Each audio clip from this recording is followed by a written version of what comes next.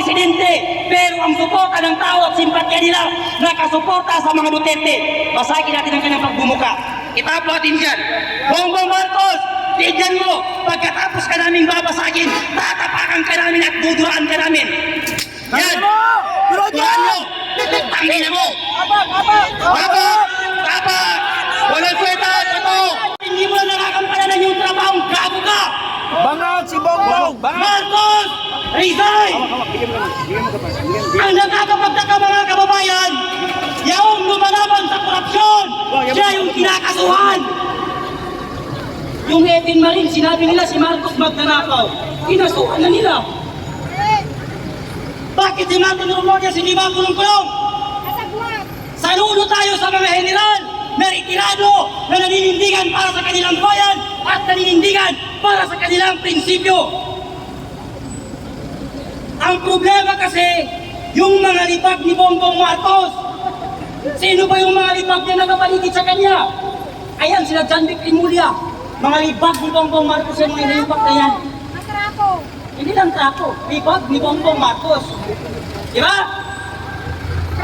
Nag-iisang taon na po si PRRD sa ibang bansa. Mula nung ninakaw at kinidnap siya at pinabog siya ng ating gobyerno. Harap-harapan yung panggarago sa atin ng gobyerno ito at administrasyon na ito. Hanggang ngayon, walang naninindigan, walang nag-iingay, walang napapanamot, walang matibay na eksplikasyon sa mamamayang Pilipino kung bakit si PRRD ay nasa ibang bansa. Ang tatay nila Marcos na magnanakaw, nakalibing sa libingan ng mga bayan yung gago. Si Era Pistrada, tamang wheelchair lang ang gago. Si Gloria naman, mayamang single mom. Samantala si PRRD na nagserbisyo, nagmalasakit, ipinakulong ng administrasyong pangak na ito. Pero, bago ang lahat mga kababayan, tayo ay maninindigan tayo hanggang sa uling hininga natin na dapat mag-resign si Marcos dahil wala siyang ginawa kung hindi magnakaw sa kaba ng taong bayan. Mainit yung pagtanggap sa kanya sa New York. Sobrang init ng pagtanggap sa kanya.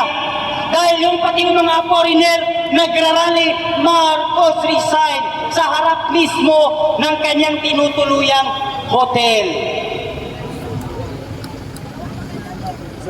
Papayag pa tayo na matapos ang taon na ito na hindi bababa si Marcos?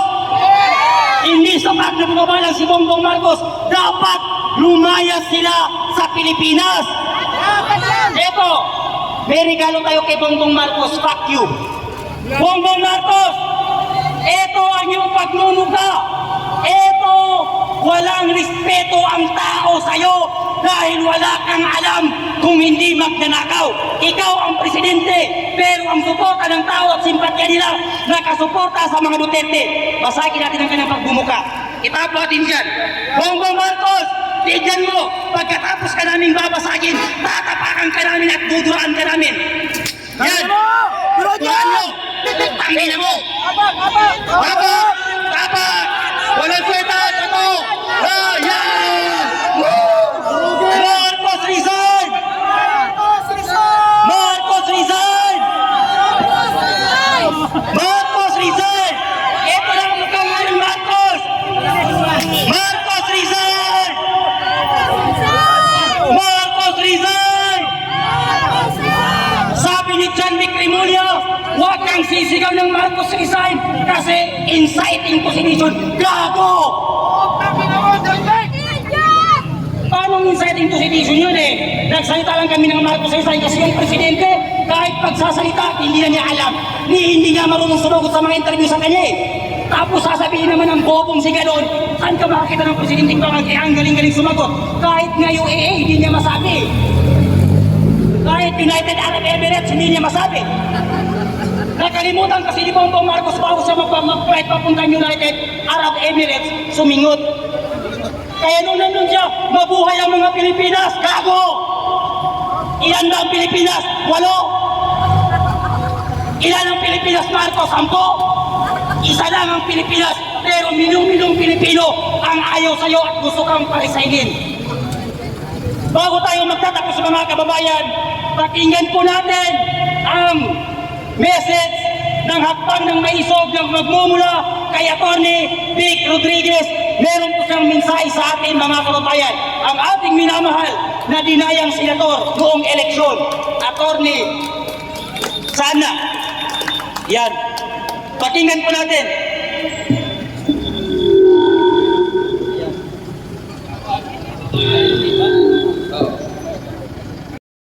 Isang mapayapang hapon po sa inyong lahat. Sa lahat po na nakikiting ngayon, na-miss nyo na ba si Tatay Digong? Yes! Papayag pa ba tayo na magkita ulit dito sa susunod na taon? Ayun na! Naway sana na tuwing magkita tayo ulit ay nandito na po ang ating mahal na presidente.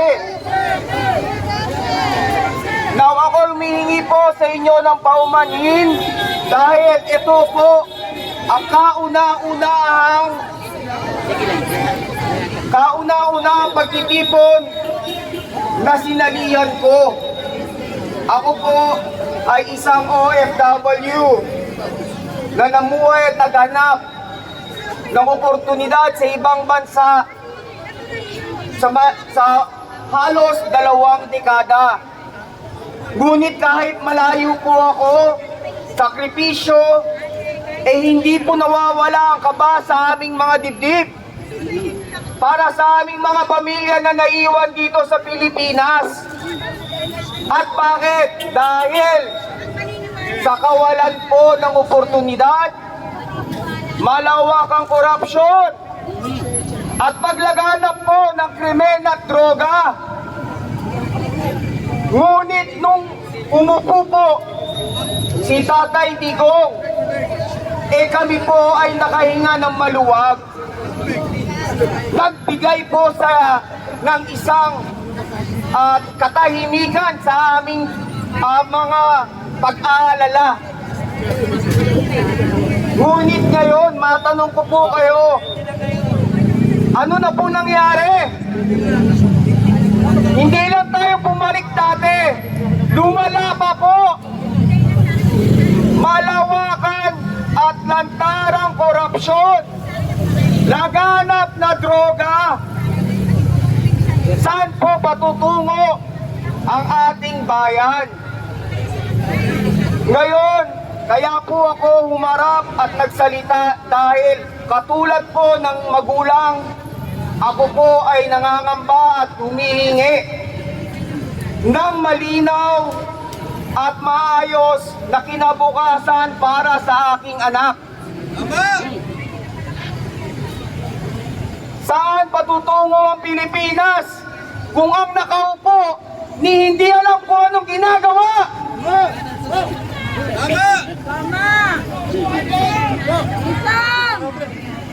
Hayaan niyo po ako na i-share sa inyo ang isang kasabihan po sa lingwahe na Ingles.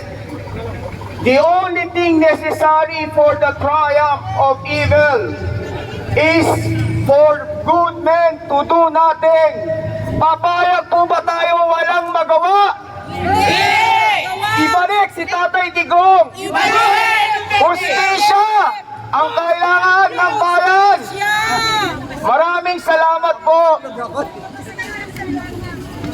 Isang sigaw, lahat magsabi, Duterte! Mabuhay! Duterte! Duterte! Duterte! Duterte! Duterte! Duterte! Okay, tatawagin ko ang susunod din ngayon. Walang iba kung hindi ang sektor ng kababaihan. Bibigay ko ngayon kay Tita Dulce.